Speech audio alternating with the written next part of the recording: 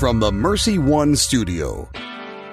Man Up, brought to you by Construction Professionals, a program dedicated to inspiring and helping men live lives of heroic virtue. Join Joe Stopulos every Monday at 9 a.m. and 9 p.m. on Iowa Catholic Radio. And now, it's time to Man Up. Welcome to Man Up on Iowa Catholic Radio. We are broadcasting from the Mercy One studio, heard on 1150 AM, 88.5 FM, and 94.5 FM. Around the globe, streaming online at iowacatholicradio.com and on the Iowa Catholic Radio app. I am Joe Stopulos, and today I am joined by my good friend Tim Jameson again, and we are going to discuss getting out of a cycle of sin. Let's start in prayer. In the name of the Father, and the Son, and the Holy Spirit. Amen. St. Michael the Archangel, defend us in battle. Be our protection against the wickedness and the snares of the devil. May God rebuke him, we humbly pray. Do thou, O Prince of the heavenly host, by the power of God, cast into hell Satan, all the evil spirits who prowl about the world, seeking the ruin of souls. Amen. In the name of the Father, and the Son, and the Holy Spirit. Amen. Had Tim Jameson on last week. Discussed hell, devils, demons, all those things. And in a related topic, today we're talking about getting out of a cycle of sin. All of us, many of us, I'm sure all of us have been in a cycle of sin, hard to get out of, going to confession for the same things over and over again. And actually, the next 2 weeks, we're going to have this week with Tim Jameson, next week with my friend Father P.J. McManus. So an important conversation for all of us, especially as men, to think about. Once we get into those, how do we break those habits? How do we break those bad habits? What can we do? So I thought I'd interview two separate people and get their two different opinions on the topic. So we're going to head to a short break. And when we return, Tim Jameson will be with us to talk about getting out of a cycle of sin. Thank you, Construction Professionals, for underwriting Man Up. Construction Professionals have been long supporters of Iowa Catholic Radio, and we've seen their work firsthand. It's very impressive. They do remodeling or new construction that is innovative, functional, and designing what you want. cpcustomhomes.com. Support for Iowa Catholic Radio and Christ is the Answer with Father John Riccardo is provided by Confluence Brewing Company, a local brewery featuring seasonal and limited-release beers located off the bike trail south of Grays Lake and online at confluencebrewery.com. Confluence Brewing Company has growlers to go, apparel, and other gifts for family and friends. Confluence Brewing Company is available for curbside service and would like to thank you for your support. Thank you, Confluence Brewing Company, for your support of Iowa Catholic Radio. Support for Iowa Catholic Radio and John Leonetti in the morning is provided by Five Sons Naturescapes. Five Sons Naturescapes is a Catholic veteran-owned family company providing premium outdoor landscaping, clean up and restore outdoor living space with retaining walls, privacy fencing, pergolas, paver sidewalks, and patios. Issues with soil settling and water around the foundation and yard? Five Sons Naturescapes can grade and install drainage tile to help. Five Sons Naturescapes online at fivesonsnaturescapes.com. My help comes from you. You're right here. Welcome back to Man Up on Iowa Catholic Radio. I am Joe Stopulos, and today I am joined by my good friend, Tim Jameson. And we are going to talk today about getting out of a cycle of sin. Tim Jameson, welcome to the Man Up Show. All right, great. Good to talk to you, bud. Tim, always great to talk with you. Tim has quasi been on the show before. He's been mentioned a handful of times. He was in an interview and didn't say anything during the interview, so he's like he's been on the show before, right? Something like that. Kind of, sort of. So, Tim, you are not an ordained Catholic priest, but I am not. You have a lot of experience with helping people get out of a cycle of sin. Can you share a bit of your background and why I would ever invite a random person onto the show to talk about getting out of a cycle of sin? Absolutely. I'm like, be real honest with you. I'm just I feel a normal guy. However, for some reason, God has brought lots of people to me in the last 5 years that are struggling with one thing or another. And the bottom line is it's all sin. It doesn't matter if it's a large sin, a small sin. It's the bottom line is sin keeps us away from God. And that's the bottom line of it, actually. And so many times people don't understand how they even find themselves in deep sin or in sin that could keep them away from Christ permanently. All the little things add up at the end of the day. And so many times we don't see that. And the reason we don't see that is the evil one, the evil snake, obviously, wants us to think that way. So, Tim, you've had a lot of experience with people coming to you, and a lot of the reason for that is I would categorize it as you're maybe part of the charismatic movement. You've been a part of you've witnessed and been a part of a lot of miracles and healings. And because of that, people have come to you because of the healings that you've been able to, that God's used you for. And then secondly, just the experience you've had in dealing with these things. And I'll make a disclaimer right off the bat that as the doctor, I'll say that as a doctor, your prescription is to go to confession, right? So oftentimes you'll be the first person to say, listen, I can diagnose these things. I can help to fix them. But at the end of the day, confession is where the real healing takes place. Bingo. That couldn't be said more perfectly. Good. I'm glad I said it. Perfect. I'm glad I was the one who said it then. So I want to start at the top, Tim, and I think, and I kind of feel like I want to get on a theme the next few weeks, quite frankly, on this, is just this idea of sin. I think it was so prevalent for so many generations to understand what sin was. And I feel like we've lost the sense of sin, which is one of the greatest sins we can have, which is one of the biggest problems. I think you're seeing it manifest itself in society with the hate you're seeing across the country, the vitriol. People have lost this sense of what true sin is. And I think maybe we'll start at the top with kind of maybe a background on sin. So there are two types of sin. There's the sin of omission and the sin of commission. Tim, what are you, first off, maybe we'll do a definition on those, and then maybe what you're seeing when people come to you on those two things. Well, sure. So many times people don't know what sin is, just like you mentioned a minute ago. And, and the reality is that's when Satan wins, is when we can't define sin anymore, because we don't know right from wrong, correct? Yeah. And what happens is they get so completely entrenched in their day-to-day life that they cannot tell from one to the other. So let me explain a little bit more in detail. I talked to a person the other day, and we were talking about some things in their lives that weren't going very well, and they wanted to know, why I thought that was so. And I said, well, let's just take a look at your life and see what's going on, where there's sin and there isn't sin. And he simply said, well, there is no sin in my life. And so we broke it down, and he didn't think, that pornography was sin. He didn't think that masturbation was sin. He didn't think missing church was sin. He didn't think missing going to Mass whenever he kind of felt like going to Mass was not a sin. The bottom line is they don't know what sin is. We don't know what sin is. Yeah. So within that, you touched on both sins of omission and commission. So we'll start with the omission. So not going to Mass. I didn't do anything Correct. wrong, right? I didn't do anything. The problem is you didn't do anything. So one of the famous examples would be like the last episode of Seinfeld, when they don't help somebody and they get in trouble for it. That's a sin of omission. You had the opportunity to do something you should have done and you did not do it. And then the sin of commission is actually physically doing something. You're talking about pornography. You're actually choosing to do something that is wrong. And I think we as fallen people, we're committing all of these sins all the time, but it's a lack of education on knowing what a sin is. And I'm excited about this. I'm going to do a series eventually this year sometime on the virtues. But the sin of the virtue of justice is to give someone their due. And you mentioned not going to Mass on Sunday. There's nothing more due to the person who created us than to give him praise. That's why it's a mortal sin to miss Mass on Sunday. That's been, again, standard teaching forever, that you can't miss Mass on Sunday because it's a mortal sin, which leads me into the next part, which is now we have this thing called venial and mortal. So this is in the Catholic worldview.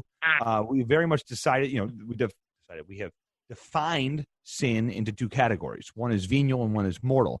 A venial sin is a sin of less importance than a mortal sin. It's still not good. It's still bad. It still separates us from God. Sin is, by definition, missing the mark. You're still missing the mark. But a mortal sin needs full mental culpability and understanding, and it also has to be a very grave matter. Significant matter. Anything you want to add to that, Tim, as far as the difference between venial and mortal sin? Well, yeah, obviously, like with a venial sin can be washed away through the grace of, the Catechism says clearly, the grace of holy water that is truly, there's an exorcism of the salt and the water, and then it's used properly, and it not only takes away the venial sins, but this is the part I love. It takes away the temporal punishment due to sin, and that is our culpability. That's why we go to, obviously, purgatory. And even at Mass, the venial sins are forgiven during the Kyrie eleison, Penitential. the penitential rite at the beginning. Right.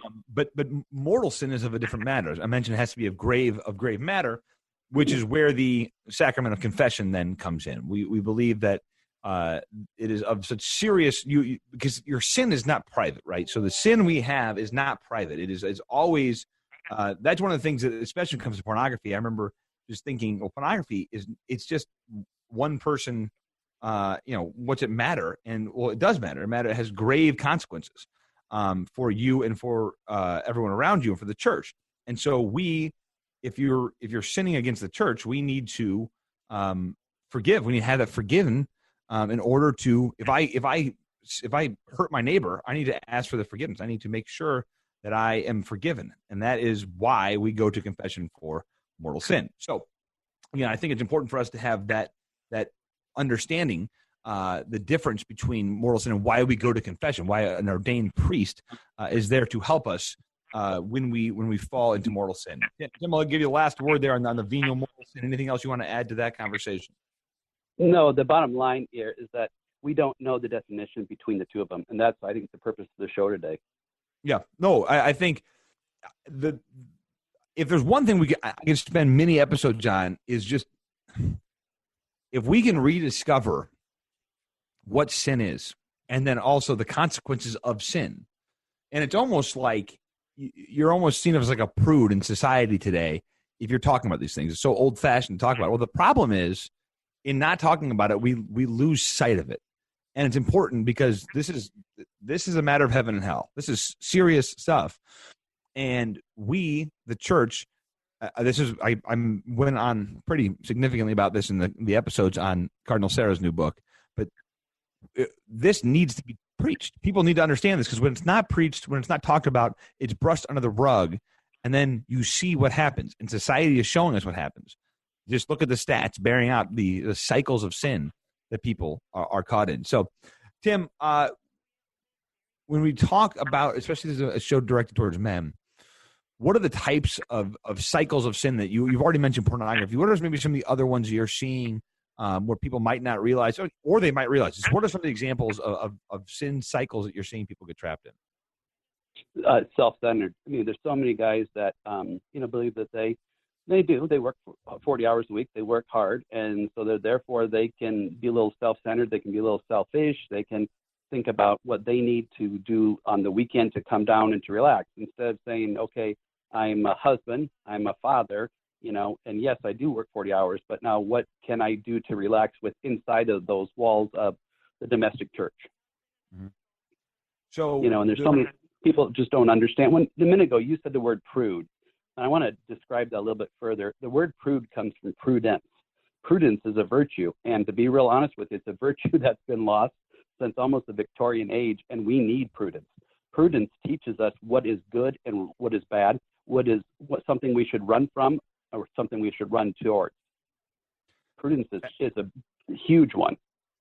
As I've been preparing this series on the virtues, I don't know how many it's going to be, but it'll be good. Guys, listen, it's going to be really good when we get there. But I've been studying the virtues through the lens of St. Thomas Aquinas pretty significantly over the last few months, and prudence is there's a reason in a hierarchy it's rated number one. It's the most important of the virtues because all the other virtues are seen through the lens of prudence. When you have wisdom, yes. Prudence is wisdom. You then know what is right, what is wrong, what is prudent to do. And prudence is important in a lot of ways.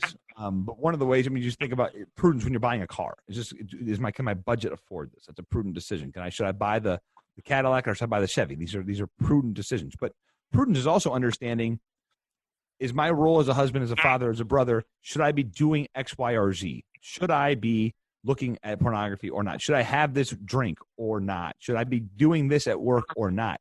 Those are guided by the virtue of prudence. So not a tangent I thought we'd be going on, but I think it's worthwhile, Tim. No, it's just like, do I go out and golf and have 2 beers with my friends, or do I go out and drink a 12-pack and get smashed and then stop at the bars on the way home? I mean, yes. Prudence would say, yes, have a couple of beers with your buddies, but you don't need to take it to the next step. That's prudence. Yeah. And I think that if there's one call I'm going to have over the next few months is rediscovering the sense of sin and rediscovering prudence and working at prudence. Because again, I the more I study, the more I realize that needs to be the key for us as men in society, is to rediscover this virtue of prudence and then have it dictate and run through the rest of our lives. All right. So I see examples of the sin of pride so often. I think that's fairly prevalent in today's society. We already mentioned the sin of lust. I think sloth is a big one, spiritual sloth. You mentioned not going to church, people just not showing up to Mass.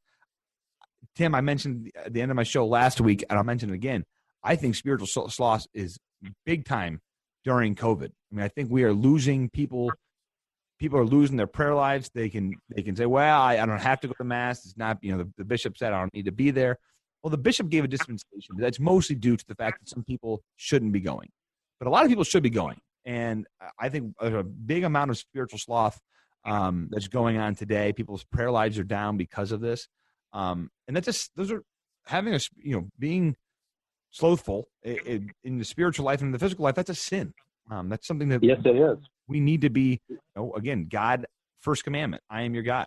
There should be no other gods beside me. You're supposed to be worshiping God. Yes, and what happens, obviously, is so many times when we're in a state like we are in COVID, the majority of us you're exactly right, we should be in church.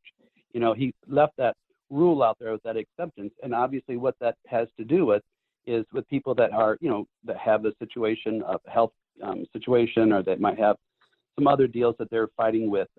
But the majority of us, there's no reason that we're not back in church. We need the Blessed Sacrament. I mean, yes, we can have the readings and we can get a lot, but we cannot receive the Blessed Sacrament. And we can't literally live forever without it. We must have it. There's also spiritual sloth, or there's also physical sloth. I mean, people, and this, it was hard to be lazy before 1800. I mean, you constantly had to be working in order to provide for your family, to provide for yourself. With the advent of obviously technology and industrial revolution, the amount of leisure time we have, the idea of boredom has come into our lexicon, and it's easy to fall into to physical sloth as well. So those are things that we are not called to do. The sin of anger is one I see oftentimes with men. I know myself, I've got a short fuse that I have to control. And then we talked about alcohol and drugs. So the list goes on. But Tim, what are the things that people are coming to you most for? And then what are some of the recommendations and maybe some of the success stories you're seeing to help people who are trapped in a cycle of sin? It's mostly addiction. And what I mean by addiction, it's not just always porn addiction. It might be drug addiction or alcoholic addiction or food addiction or some type of addiction. And it's they don't see a way out. They, in the beginning, they don't see it as a sin. And then they convince themselves that it really isn't a sin. And then before they know it, they're so far lost, they don't know how to come out of that hole. And, and a lot of times people are just too proud to ask, men especially are too proud to ask.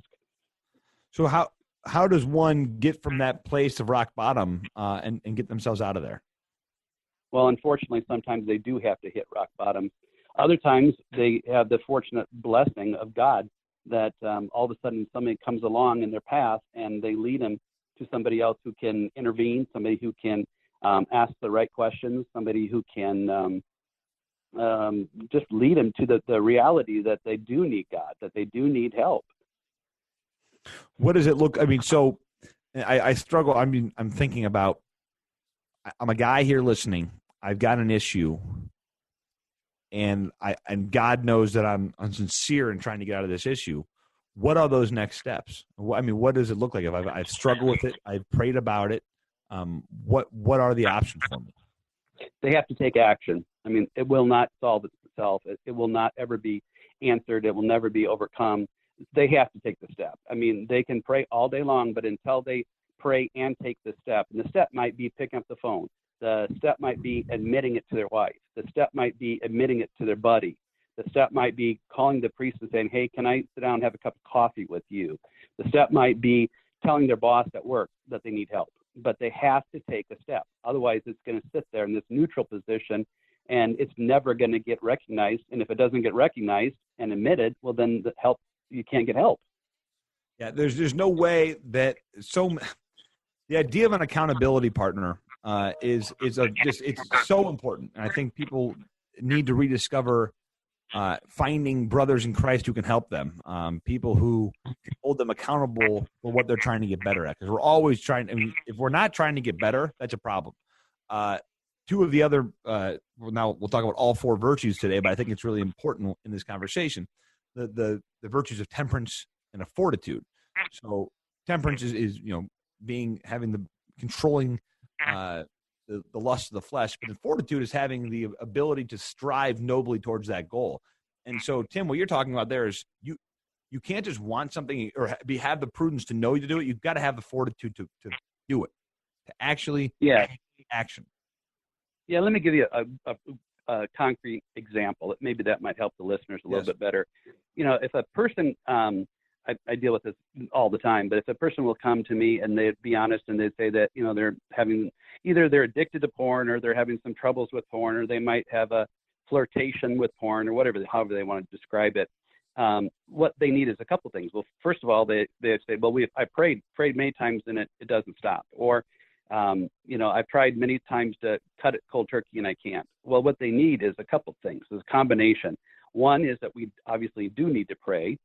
Two is that they need to be prayed over and prayed with. And three, they need to be held accountable. So what I do is I send up accountability partners, and I have them text every single day a new number. So it might be today's number 9 for somebody. And what I mean by that is it's been 9 days since they've gone without porn and they've gone without masturbation. Or they've been 9 days without smoking weed, or it's been 9 days since they've had a beer, or whatever it may be. But every single day, you can't let it go, because the minute you let one day pass, you have to be accountable each and every day.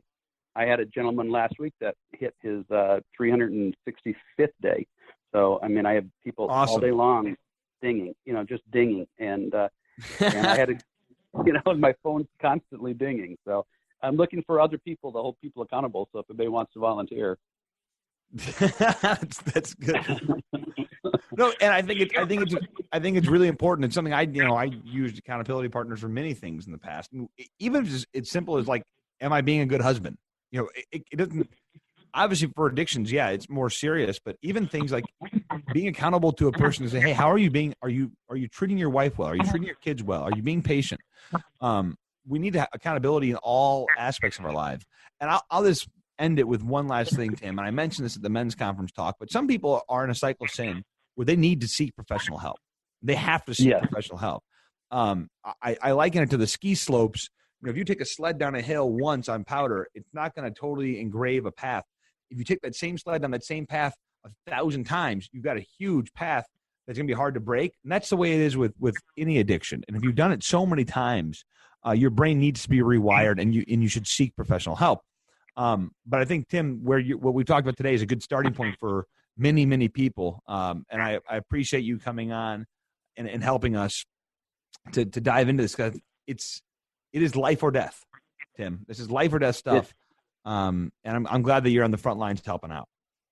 Well, the thing is, the thing that everybody must do is admit it. Just simply admit that they have a problem and they need help. Yeah.